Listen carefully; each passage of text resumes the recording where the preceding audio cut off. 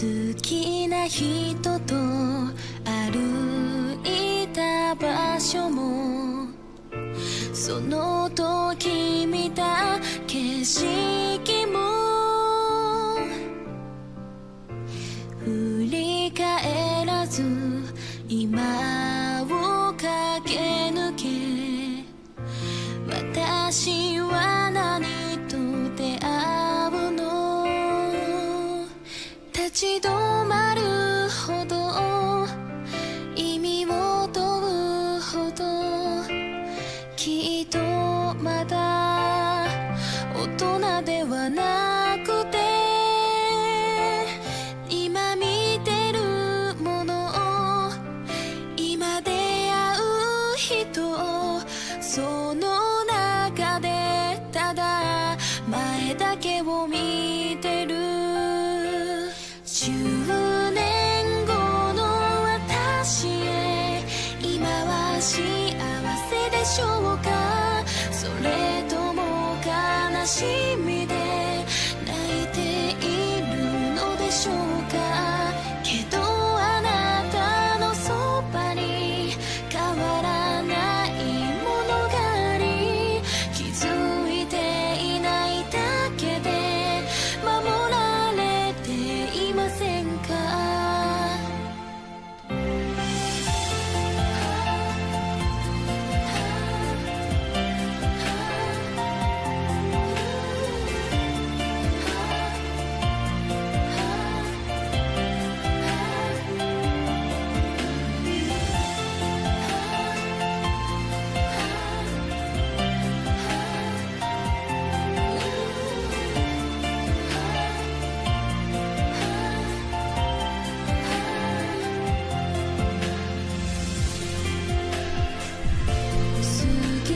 日々に思いを預け時間だけただ追いかけてく背に寄り添った誰かの夢に振り向ける日がいつか来るのかな10年今は誰を好きですかそれとも変わらずにあの人が好きですかけどいつか知らない誰かを愛する前に自分のことを好きと言えるようになりましたか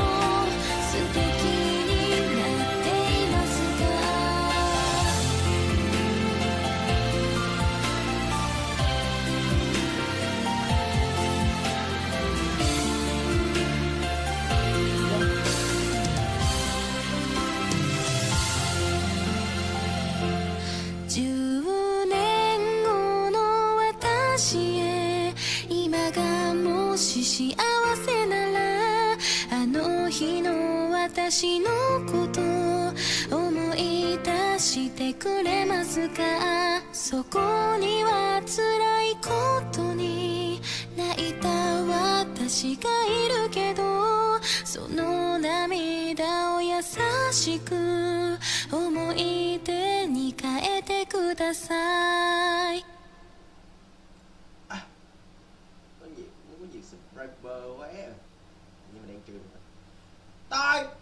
vậy sắp em bật.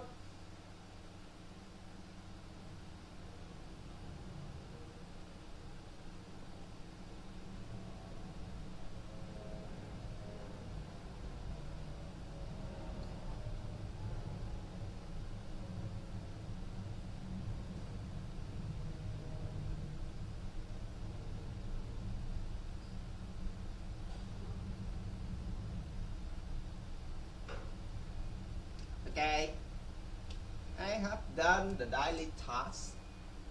Now I can play. Tay ghép tay and jack grab on it.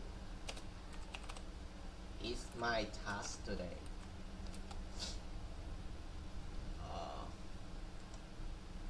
Okay, we got Right from that place, Karen, you will make art. Do you understand that? Yeah.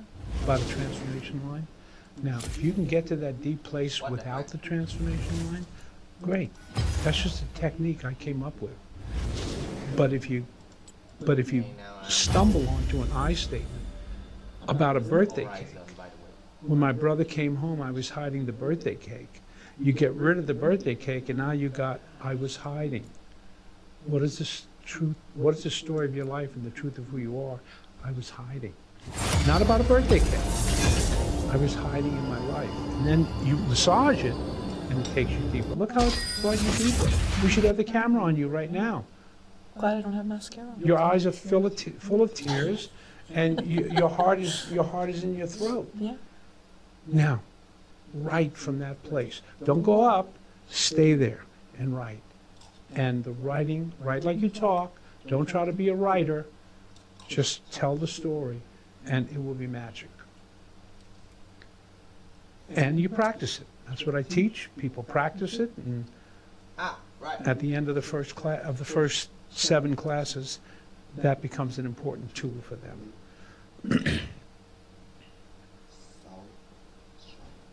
What do you think? Yeah. Maybe give it more time before you write about it if it's something that's... Now, Daily and I've got a line for you to say to me, okay? Say, Can I that felt love like therapy, Newton? That felt like therapy.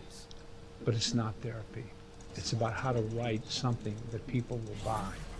Right, so we'll If you tell your therapist the story start together.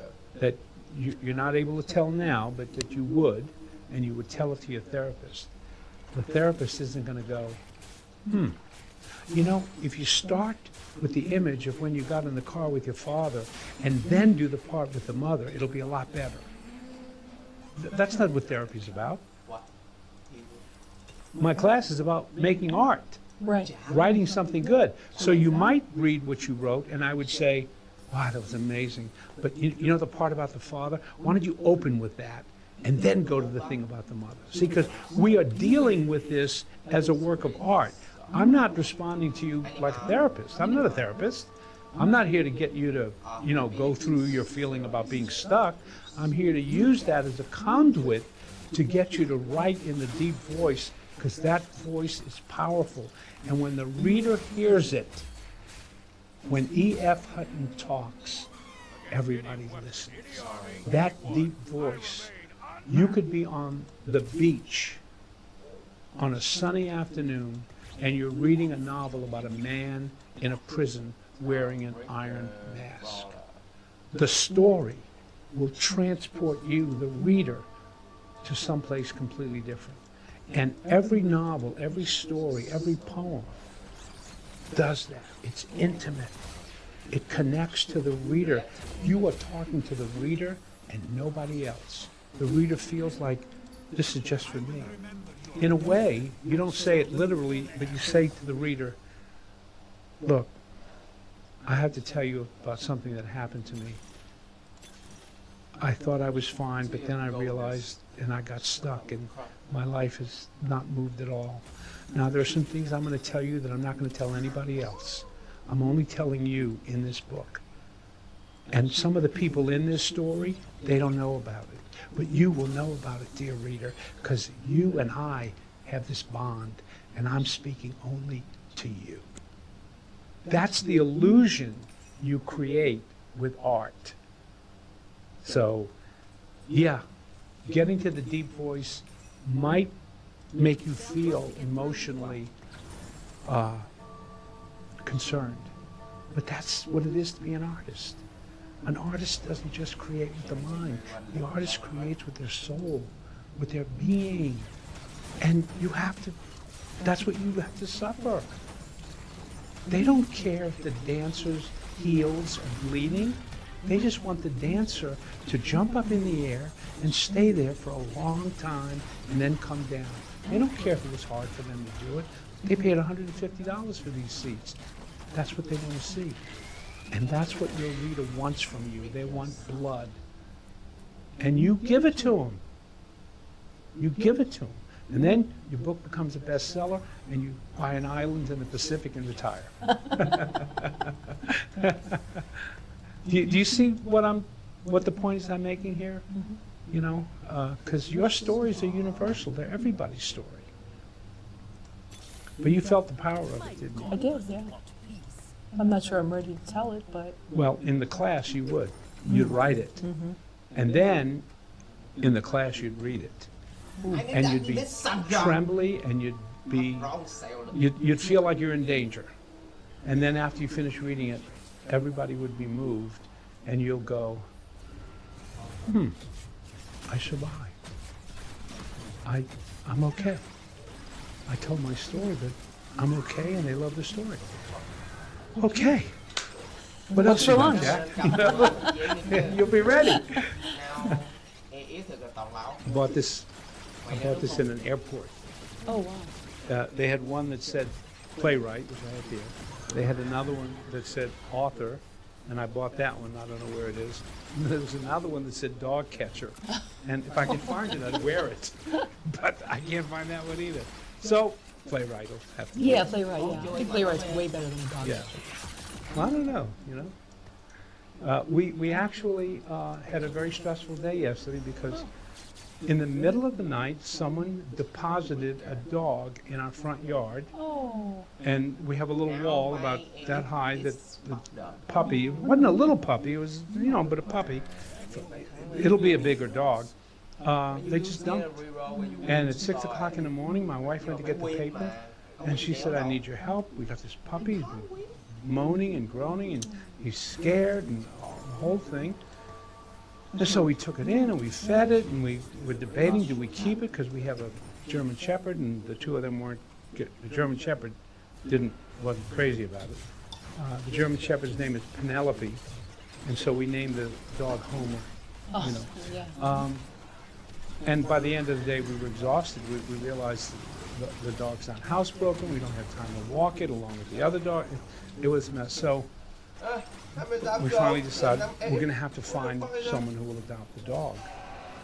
But we love the dog so much. Within that one day, we both bonded that where are we going to find someone who's going to take good care of it? That's tough, yep. And she went to the pet store where we bring our dog, and the trainer there, he saw a picture. We took a picture of the dog, and he looked at it, and he went, that's an Australian cattle dog. They're very expensive. And my wife said, would you like it? Would you like to take it? Because we can't handle it. He said, I've been looking for an Australian cattle dog that, you know, I've been looking for it. He was so thrilled, and he's a trainer, and he and his wife came over last night, and they bonded, and the dog is okay. But at the end of the day, I said to my wife, I'm wiped out. Yeah, that's how we had a cat for like 16, 17 years. Just Yeah. showed up at the door, stressed, crying, Right. and probably someone dumped it, and I know. yeah, Our first cat was like that. yeah. She was under a house, scared to death. You know, and that cat, Cleo, when she died, she had been attacked by a dog, and we brought her to the vet, and her wounds were pretty bad, and the vet said, I'm afraid she's probably not going to live very long. And he said, do you want to leave her here with us? And I said, no, we're going to take her home, and she will, if she passes away, it'll be here in our house. So we took her home, and he said, but, you know, if she is going to survive, you have to give her this eye dropper in her mouth every hour. So I laid on the floor next to her, and every hour, I didn't sleep that night, every hour I gave her a little bit of this medicine. And at some point, and then I would fall asleep, and then I'd wake up and give her some more.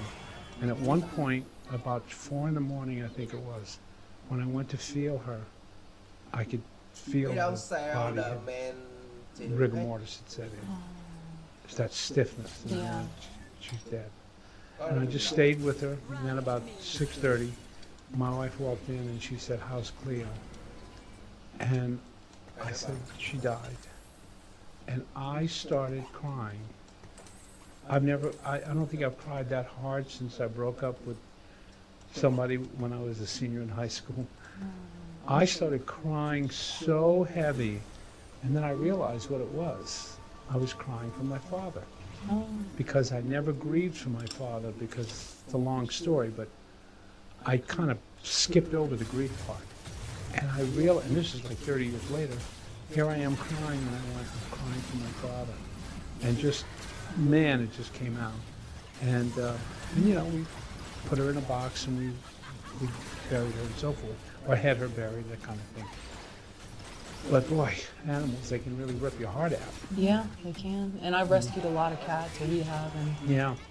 you know, they appreciate it. I don't think I've only purchased them from rescues. I've never purchased a purebred or anything.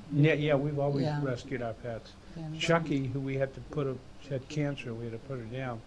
He used to come up on my desk when I was working, and she would plop right down on my checkbook. And rather than move her, I would, try to write the checks and put them in the envelopes without disturbing him. Oh yeah, you know all about it. Yeah. That's our daily. Right. Animals, man, there's Yeah, something. they're wonderful. Though. Anyway, yeah. Yeah, let me. Question, right? Okay. You have a concept you teach called image moment.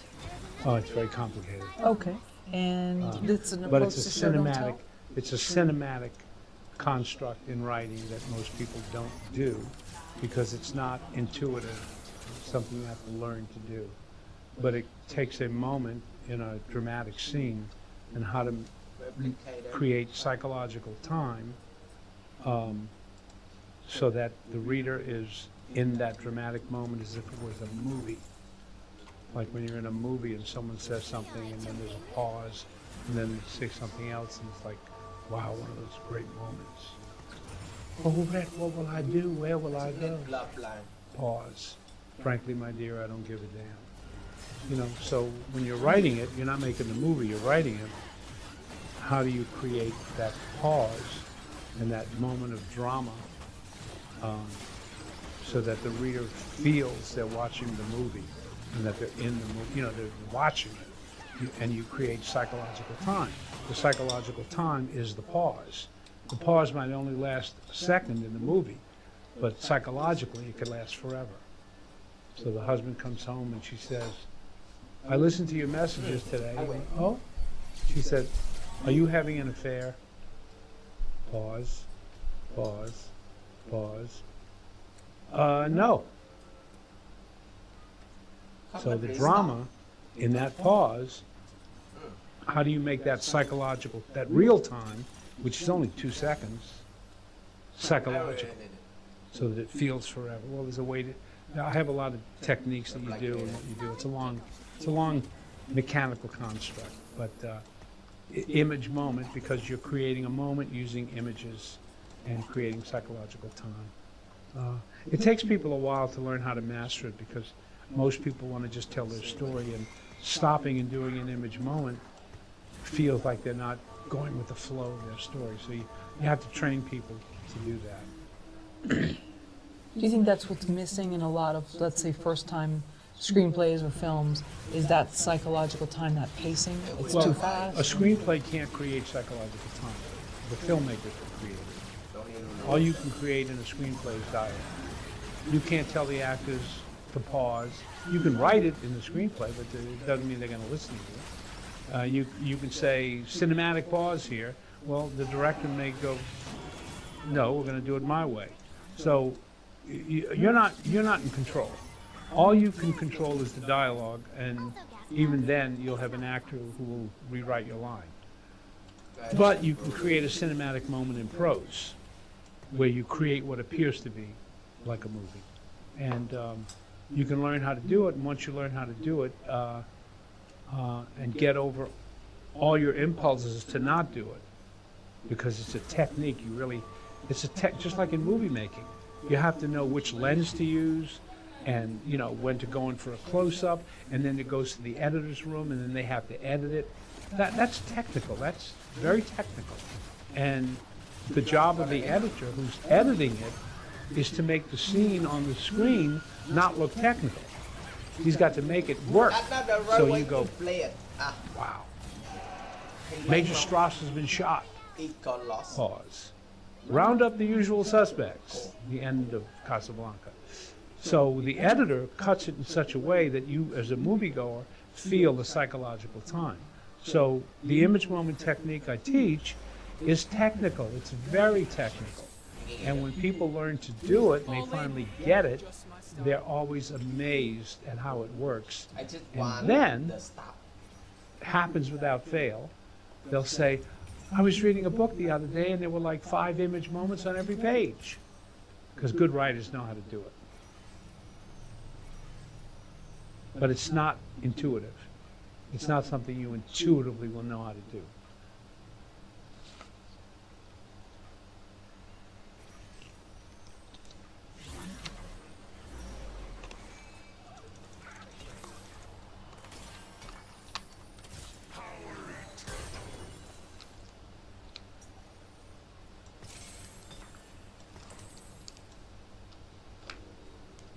Oh, I'm sorry. I was That's just okay.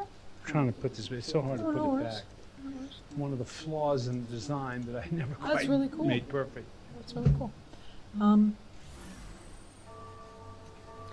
Writing that'll live forever versus writing that's a dead end. You've made that comparison with poetry, I believe. Writing in say general. that again? Sure. Writing that'll live forever versus writing that's a dead end.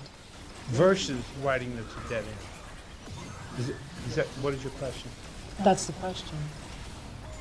Let me try it again. So, So writing, in other words, some writing lives forever and some writing doesn't. I think you said that about poetry. And you said sometimes writers attempt to go for writing that'll live forever, but really what they're doing is it's a dead end. How does a writer know that? It doesn't have to be poetry. Or prose. Or screenwriting. I don't know if I have a wise answer to that. Sometimes you don't know. Some of the things you do you might think aren't going to be especially relevant or memorable, and for some reason it lives for a long time. And other things that you think are the best thing you ever did ends up being forgotten. So it's kind of hard to know. It's kind of like a crapshoot. You do the best work you can and you hope for the best. Creativity is a process, not a... Prescription for product. Okay. Yeah, I don't say, here's the finished product, let's work to make the product. And a product has this, it has that, it has this, it has that. That's what most writing classes do. Matter of fact, that's what most literary criticism in the 19th century did. And in the 20th century, literary criticism even shifted to what are the techniques or the devices that the author used. Not what is his life about and the Freudian implications and the social milieu of the time, but what are the devices that the artist used to make that product? Well, I kind of go further back and go, the devices are something that we write in the process toward product, but we don't aim for the finished product. We don't know where we're going to go.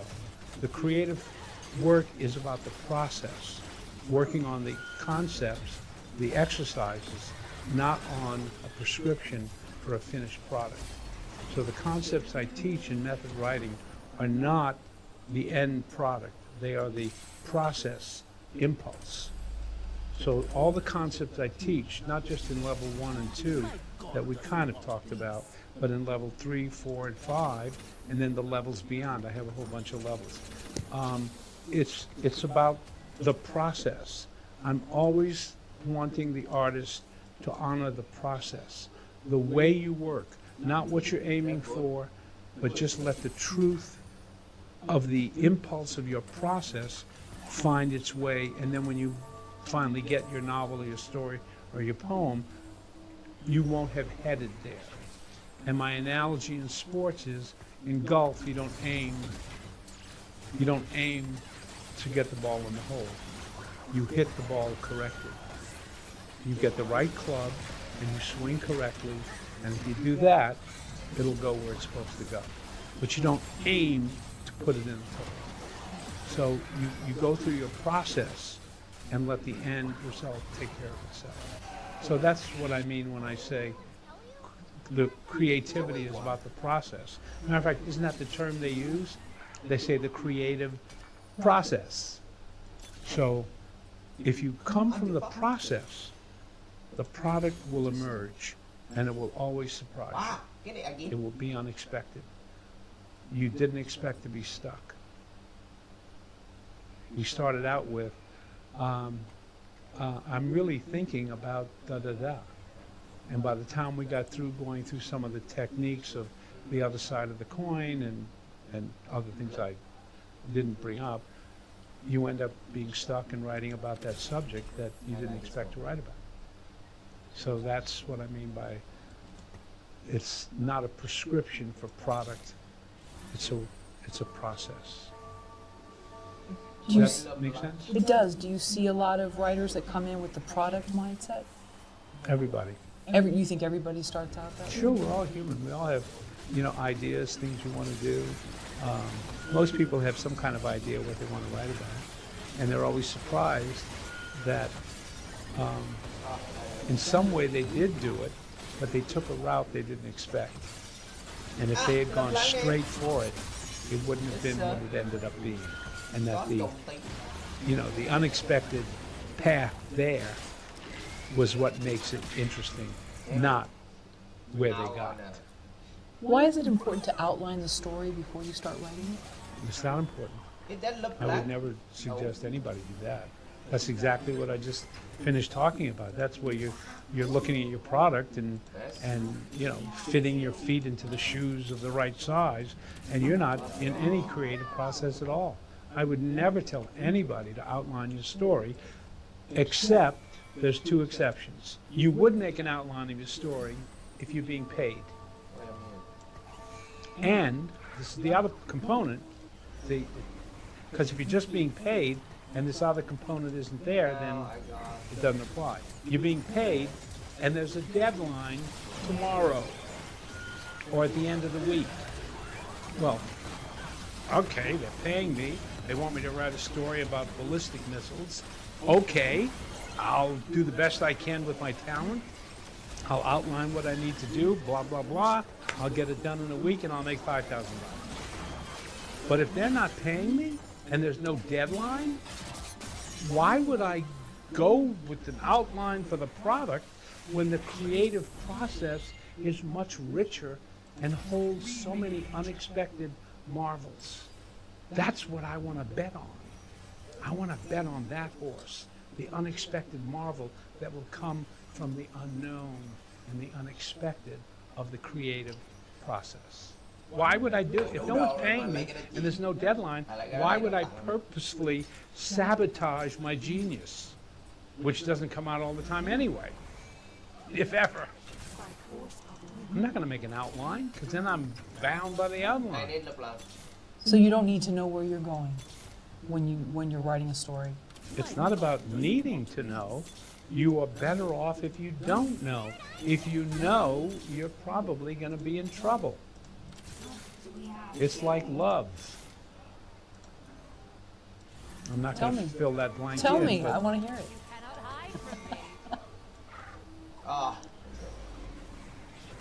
if you have a card, and every time with your date you keep looking at the card, I'm going to say something funny, okay? It's got a list of things you should do that will make your date want you. I mean, that's ridiculous. You have to be in the moment, and you have to just be there, be in the moment, see what happens. Love always happens when you don't expect it to happen, right? Yeah, that's true. That's true. You know, So you don't think blind dates work? you what? You don't think blind dates work? If they're kept blind, if you are open. As a matter of fact, I'm saying the opposite. I'm saying blind dates can work. Listen to the stories that people tell of how they met. You know, people who've been together for 3, 4, 5 years at least. They'll say, you know, I never expected it. He was my uncle's a neighbor, and it was a wedding, and he was there, and he's not anything like the person I thought I would fall in love with. I thought it was going to be this, and that. And I don't know. Just something happened, and the next thing you know, we got 5 kids. You can't. Oh, is it the Supreme? You can't something about love. What is it? It's Can't a song. hurry love? Can't what? You can't hurry love? You can't just hurry have love. to You wait. can't hurry Yeah. love. Yeah. Sorry, you don't want me to sing. No, no, you don't want me to sing it. I would be happy to hear you sing Okay, it. all right, but people, we can put a link to the video for the song. Yeah, no, you know, if something is going to be written, it's going to be written. Don't be afraid. Yeah, you got that story about you when you went fishing with your father. It'll come through. Don't worry about it. Go with the unknown, and it'll come in when you least expect it. But go with the unknown. That's the creative process. Unless someone's paying you Right. and there's a deadline, well, you know, you're not stupid. Someone's going to give me money to write about ballistic missiles. Okay, I'll do it. But otherwise, I'm going to go with the unknown. So what about the people that say you must have a roadmap for where you're going? If not, your story will not turn out. And I got a uranium mine that you must invest in. It's somewhere out in Nevada.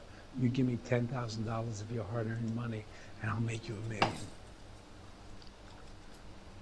What Nãy would mình you có thể say lên to that? chính thì mình bỏ con vest vô mà. Can I go visit the mine? Cái bút vest. I would say, You take me on a tour. I would shut the door. So, same is true for the story. I don't worry about it. It'll come through. And anyone who says you must know your story, if you want to put your money in a uranium mine, that's your business. But, you know, it's not what I teach. So, I'm not saying my way is the only way, but it's what I teach. What is the invisible motor? The idea that a work of art is a mechanical thing,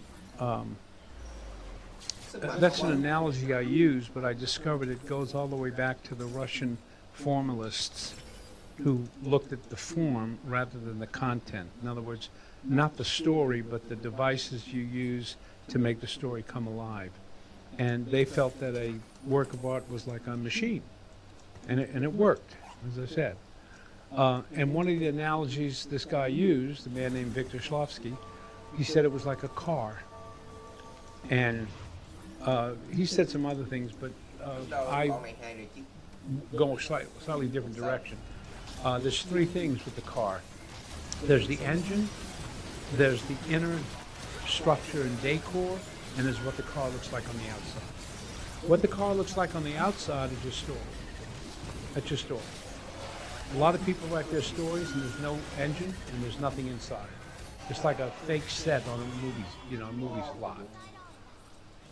That's the outer trappings of it. But to me, the motor that's under the hood, that's the invisible motor that powers a poem or a story. And when you work on your story or whatever you're going to be writing, the techniques that I teach are the mechanics of that invisible motor that powers your story. So that's what I mean when I say the invisible motor. And most writing classes don't really go to the invisible motor. They go with the design of the car, the story, how it looks from the outside. But they don't really get into writing.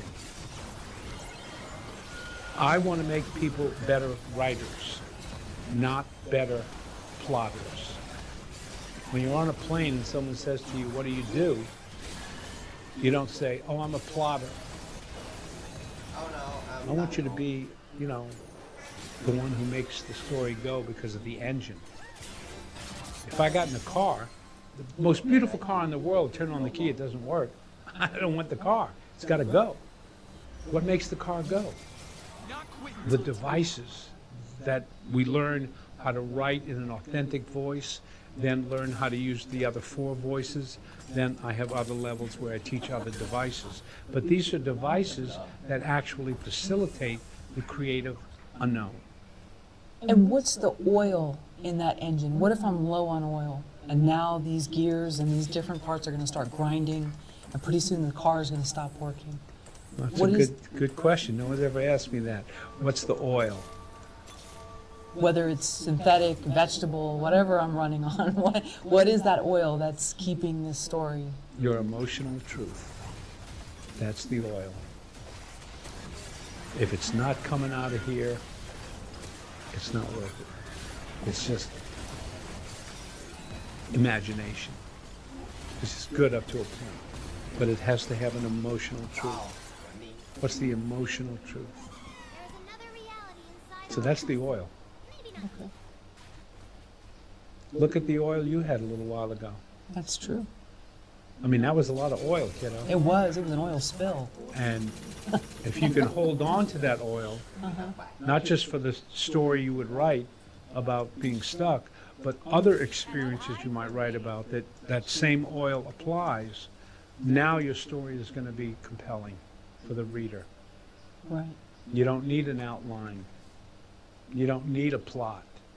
You don't need that. If you don't have the deep voice and you don't have the oil of some of the other techniques, the emotional truth, you're doing what when Jack Kerouac wrote On the Road and he showed it to Truman Capote, he wrote it on butcher paper, rolls of butcher paper, which he just stuck in the typewriter. Truman Capote said, that's not writing, that's typing. Now he was wrong, but that's a good analogy. And if you don't have the emotional truth, it's just typing, You is solely not writing.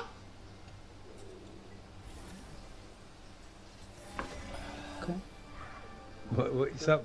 The way you're nodding your head. Yeah. And what you I was think of- actually thinking of the movie Kill Your Darlings, which did a show, part of it had Jack, so I was trying to picture what he was going through, I believe.